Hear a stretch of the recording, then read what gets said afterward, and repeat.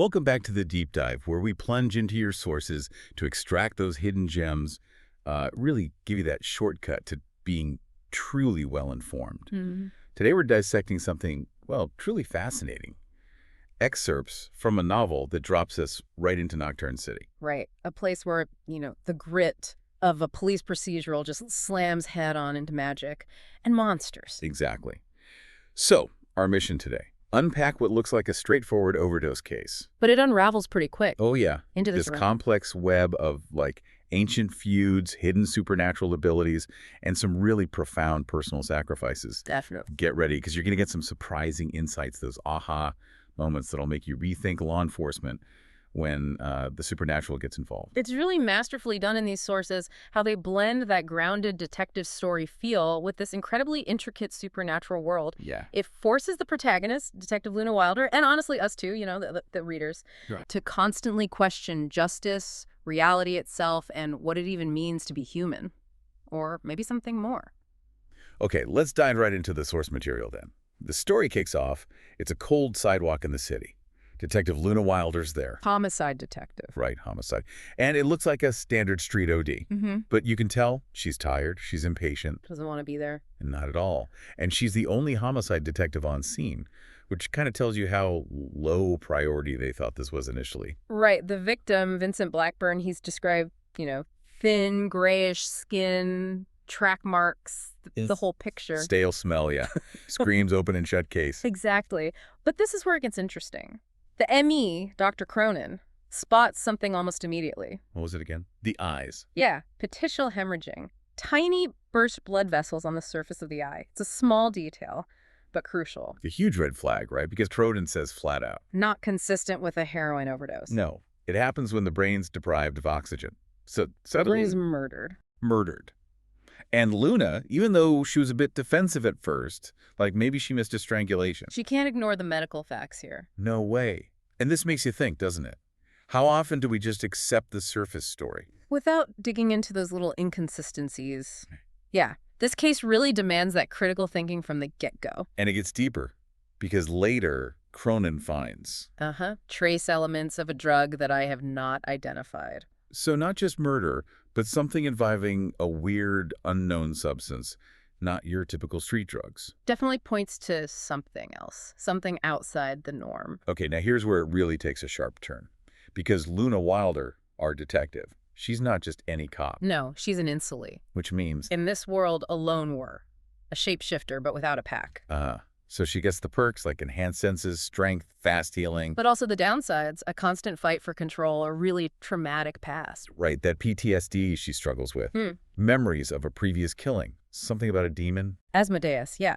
A demon she apparently released into the world, adds a whole layer of guilt and responsibility, and, of course, the isolation of not belonging. Wow. Okay, so that context is huge.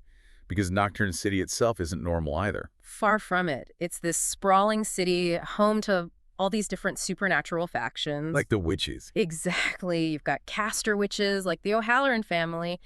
Powerful, drawing magic from outside sources. And then the others.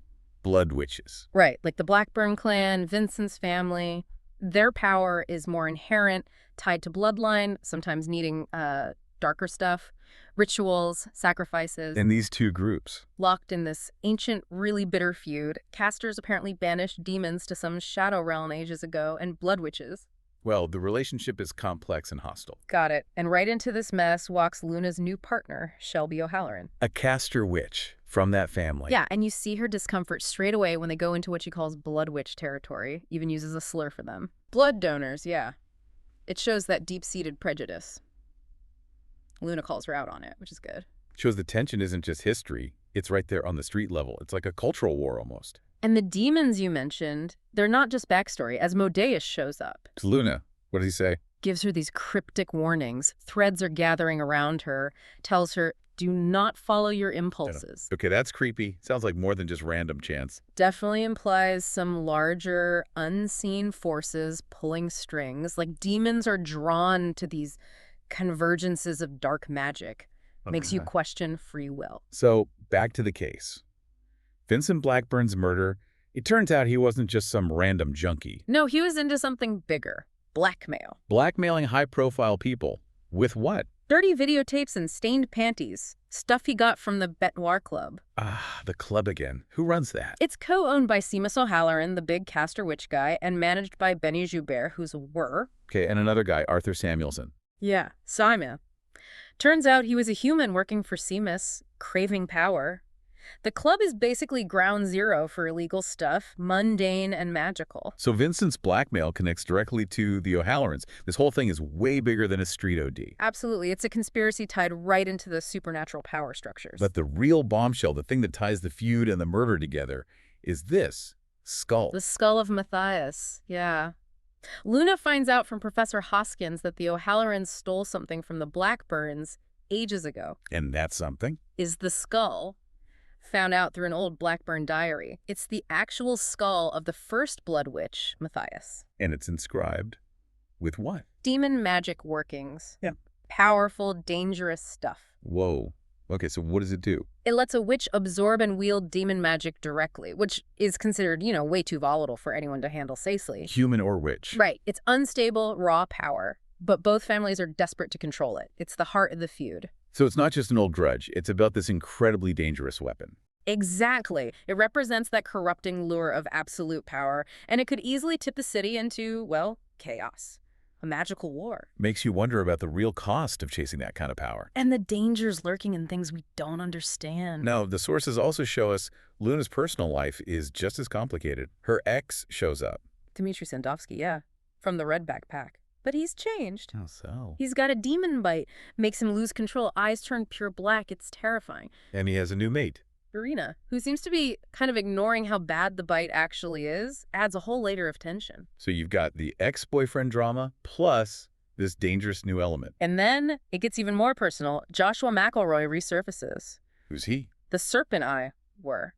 The one who bit Luna 15 years ago turned her into what she is. No way. And where is he now? Working as head of security for Seamus O'Halloran. Oh, come on. So her deepest trauma just walks back into her life tied to the main suspect. Exactly. These aren't just side stories. They're actively shaping her investigation, her choices, everything. And in the middle of all this, Luna discovers something about herself, a new ability. Yeah, this is huge. After this intense interaction with the skull pain, convulsions, the works, she changes. Into what? She becomes a path. It's a rare type of witch who absorbs magic instead of casting it. Absorbs it, so like a magical sponge. Sort of. It makes her extremely sensitive to shifting energies. It's what protects her from magical attacks later on. It becomes her key survival tool. Wow. Talk about potential unlocking under pressure. It really highlights that theme, unforeseen events revealing hidden strengths.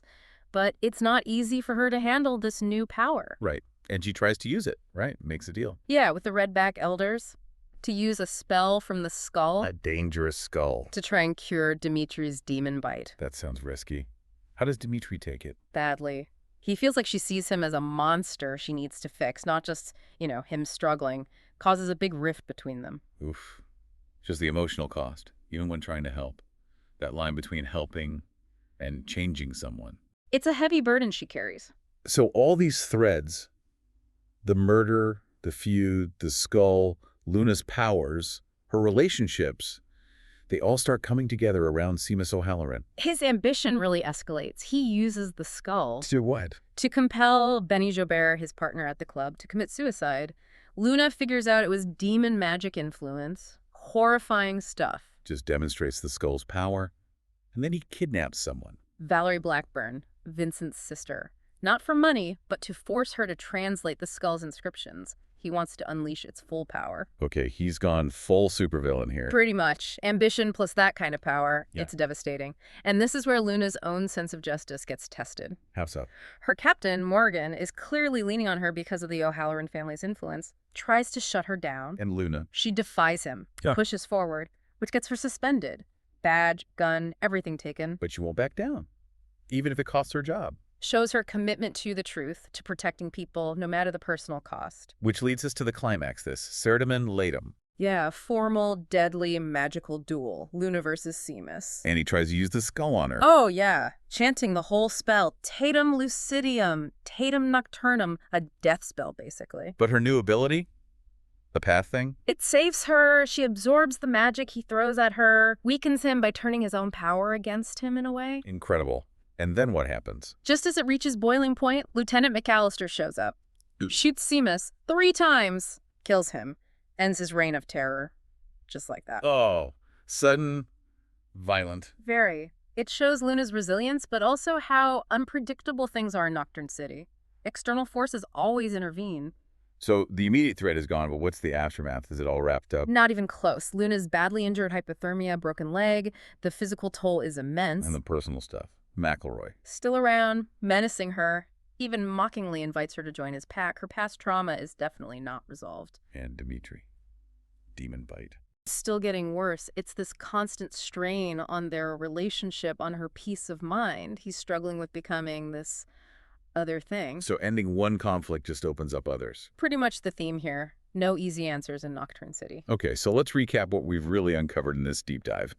We've followed Luna Wilder through this murder case. That blew up into ancient feuds, magic, demons. Right. Wares, caster witches, blood witches, this incredibly powerful skull of Matthias threatening everything, and Luna dealing with her own demons, literally and figuratively. And the core question that keeps coming up is control, isn't it? Control over what? Over yourself, your powers, over ancient artifacts, over information in a city where reality is slippery. Yeah. Luna's whole journey makes you think about the sacrifices involved.